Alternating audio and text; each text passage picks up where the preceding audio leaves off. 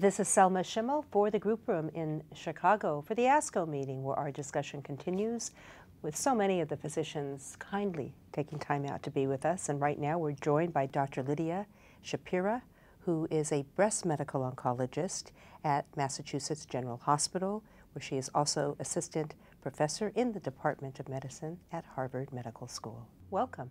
Thank you. Thank you for being with us, because we're going to talk about something that I think is so important and has global impact in oncology, and that is talking in sync with patients across cultural barriers. It's a pleasure for me to even be asked by ASCO to address this topic, which I think you've said perfectly in your introduction, really captures a global problem.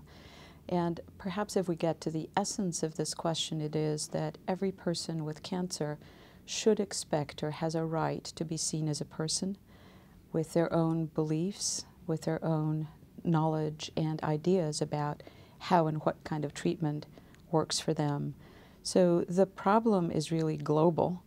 The specific questions we can ask and address through our research or educational mission are really regional, perhaps even local. So at the essence of this is the idea that every person needs to be seen as a person, that we should avoid stereotyping, that we should avoid imposing our own ideas on others, and perhaps the best asset that we can bring to this is a sense of curiosity and humility. So instead of encouraging people to perhaps get a little bit of knowledge about different cultures, which can be quite dangerous, my first step towards this idea of communicating across cultural barriers is to raise awareness of the fact that each one of us brings our own ideas and culture, and that we need to be prepared to meet each patient where he or she is at and take the time to understand what matters to them. And respect. Absolutely. Respect is one of the four pillars, I think, of cross-cultural communication, the others being curiosity, humility, and empathy. Love those words. I think of cross-cultural communication in a way as a major race full of hurdles, and you have to learn to jump them. And the first step is to identify what the barriers are, again, with an open mind, without assumptions.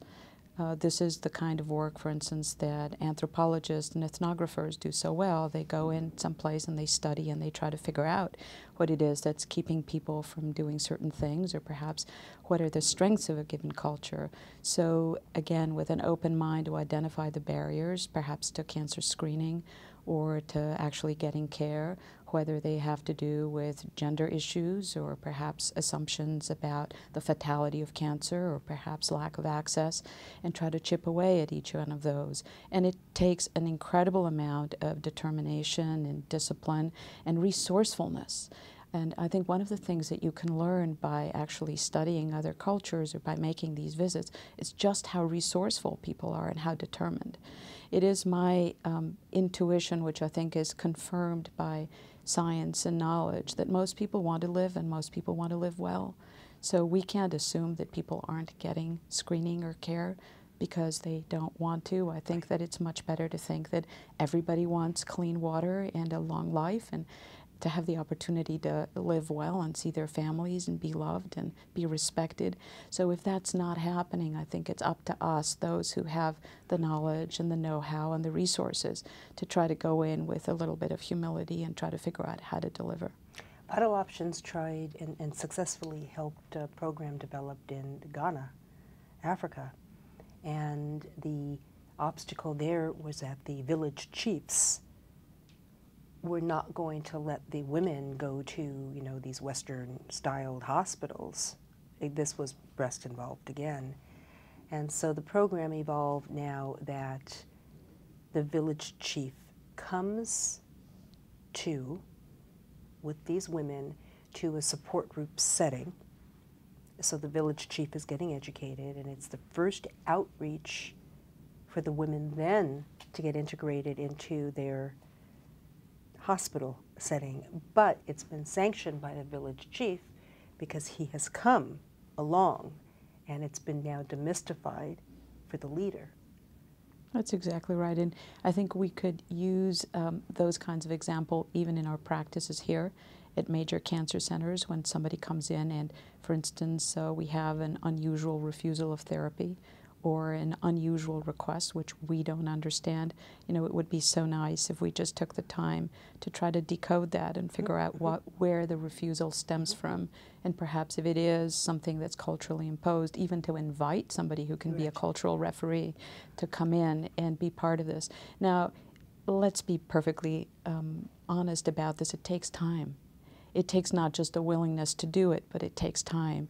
And I'm afraid that one of our enemies to providing good cross-cultural care are really the time pressures that we function in. The other piece, I think, that is interesting to reflect on, at least here, and for many of our colleagues who practice in the States and in other Western-type cultures, is that we have our own medical culture. That's you know, when we're talking about meeting people where they're at, we have to remember that, you know, tribal culture is not going to be like Los Angeles. And the tribal medical culture and the tribal oncology culture. I mean, we are in many ways members of a tribe. We share some values. We all believe in science as the most important foundational argument for all of our recommendations, but not everybody does. Not everybody even understands what the scientific method is all about. So I think that that's also an important piece of cultural awareness, which is sort of a term I certainly prefer to cultural competence, is to start to examine our own ideas and beliefs. And it requires, again, a certain degree of intellectual curiosity, but also self-awareness. What do you do when the cultural issue involves faith, when it's religious-based?